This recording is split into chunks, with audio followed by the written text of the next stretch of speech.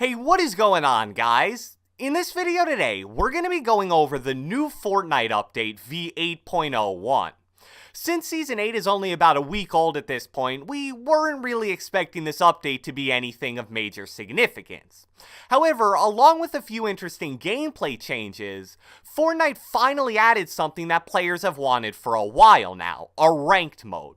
Epic's first attempt at somewhat of a ranked mode were the in-game pop-up cups. And even though they were a really cool addition to the game, they had two pretty major flaws. First off, each event was restricted to a certain relatively short period of time. That meant if one of the pop-up cups ran from 5 p.m. to 9 p.m., and you just happened to be at work or in school during that time period, oh well. This also meant you couldn't just play a competitive game mode whenever you wanted. If you were bored at 1 a.m. and wanted to play a pop-up cup match, oh well, none were running at the time. And in my opinion, the biggest flaw was the fact that once an event ended, your points would reset permanently.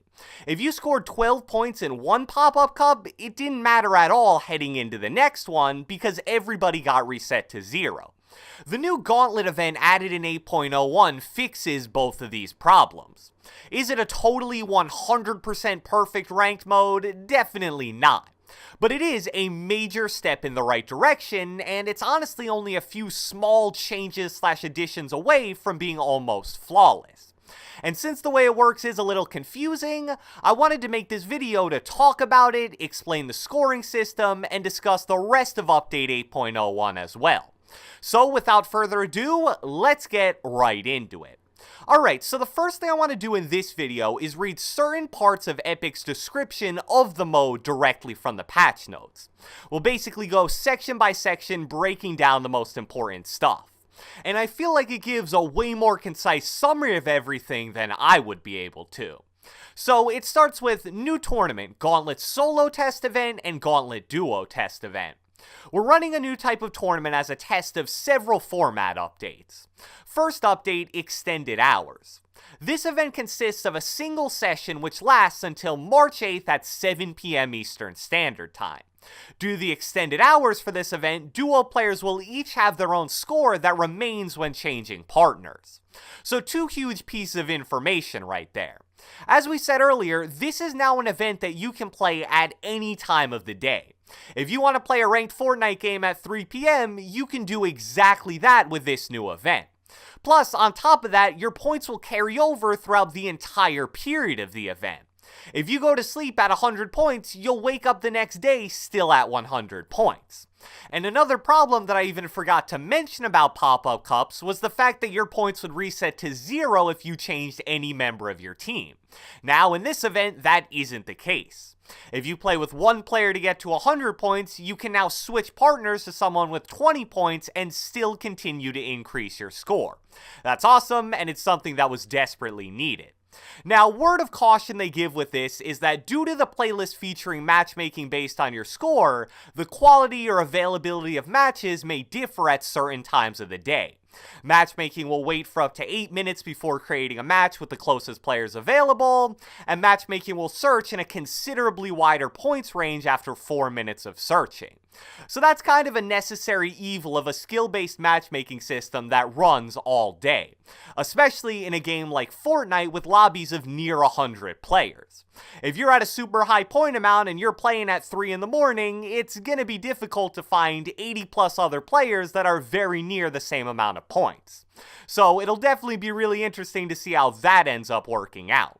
Speaking of points, one of the most interesting and unique parts of this test event is the new scoring system. There's no limit on matches you can play, however, each match played will reduce your score by 2 points in the form of a bus fare at the start of the game.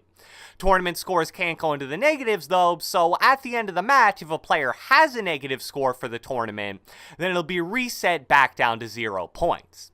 Each elimination is plus 1 point, top 25 is plus 3 points, top 10 is plus 2 points, top 5 is plus 2 points, and finally, a victory royale is plus 3 points.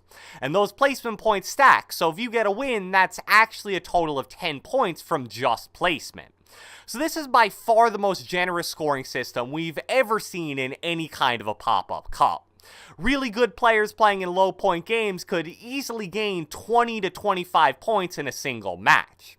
In my opinion, even though I think this scoring system does balance winning and killing and placement really well, it's simply too easy to get points.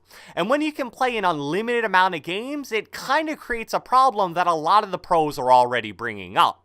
The people with the highest points will largely be the people who just play the game the most. I don't think that's a huge deal since this is just a test event, but if the fair for each match is only going to be 2 points going forward, I'd like to see the points for placement and eliminations be dropped down a tad bit. So once the test event is finished at 7 p.m. Eastern Standard Time on Friday, March 8th, the top 5% of players based on their final score will unlock the Gauntlet Finals tournament. The solo finals will take place on Saturday, March 9th, and the duo finals will take place on Sunday, March 10th. Both the solo and duo finals will be 2 3-hour rounds from 3 p.m. to 6 p.m. Eastern Standard Time and then 7 p.m. to 10 p.m. Eastern Standard Time. The way they worded it is a bit weird, but I believe in both rounds of the final there's a strict 10-game limit. Round 1 will cut the amount of players down from the top 5% to 3,000, and then round 2 will be the finals of those top 3,000. And the scoring system for the finals will be exactly the same as it was for the qualifiers. So that summarizes pretty much everything there is to know about the new Gauntlet ranked mode in Fortnite.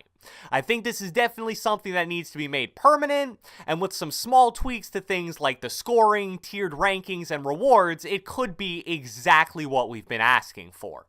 Now let's move on to talking about the rest of Update 8.01.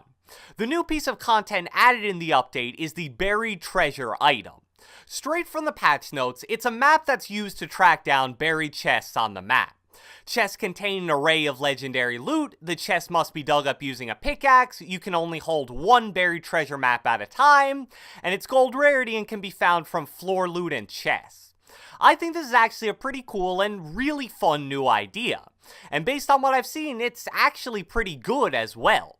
Because the treasure chest you dig up usually has multiple gold rarity weapons and items inside of it. I think most people would agree with me when I say that this is a way better addition to the game than the majority of the useless and annoying weapons and items we usually get from weekly updates. And that's a nice transition because speaking of useless and annoying weapons and items, Update 8.01 also addressed some of those. First off, the bottle rockets were finally vaulted. I honestly don't think a single Fortnite player on the planet will have any complaints about that. They were loud, annoying, pretty much useless, and everybody absolutely hated them. And that's all I have to say about that. Next up, clinger availability was reduced. The chance of receiving clingers from chests was lowered from 9.42 to 5.52%, and the chance of receiving clingers from floor loot was dropped from 1.27 to 1.02%. Much like with bottle rockets, I think about 99% of players find clingers super annoying. So any change that results in less of them on the map is pretty welcome. The final drop rate adjustment was done to the infantry rifle, but unlike with the clingers, this change is kind of a joke. The chance of receiving an infantry rifle from chests was lowered from 14.41 to 13.39%, and the chance of receiving an infantry rifle from floor loot was lowered from 2.41 to 2.24%. So the infantry rifle is probably the worst part of playing Fortnite right now. It's maybe the worst weapon in the entire game, and it's also one of the most common. Obviously, any reduction in rarity is better than nothing, but dropping it from 14 to 13% in chests and 2.4 to 2.2% for floor loot probably isn't gonna do much. And if you guys haven't heard, leakers discovered some in-game files at the beginning of Season 8, which suggests that a purple and gold infantry rifle may be coming to Fortnite in the future. This is a weapon that plain and simple needs to be vaulted, and it needs to be vaulted ASAP. Nobody likes it, and since it's so bad, it makes the RNG of loot at the beginning of games so much more important. And the final noteworthy thing from Update 8.01 were various audio improvements that we knew were coming. These audio changes include improvements to AR sounds so they aren't so ridiculously loud. The sound made when a player destroys a structure is now louder when done by enemies, and a few other general improvements to the sounds of enemy footsteps. Sound definitely is better now than it was at the beginning of the season, but based on my experience, it could still be improved even more. So, I hope you guys enjoyed this video, and if you watched the entire thing, be sure to let me know with a comment down in the comment section below. Have you guys played the new Gauntlet test event yet, yes or no? And if so, what are your thoughts and how many points do you currently have?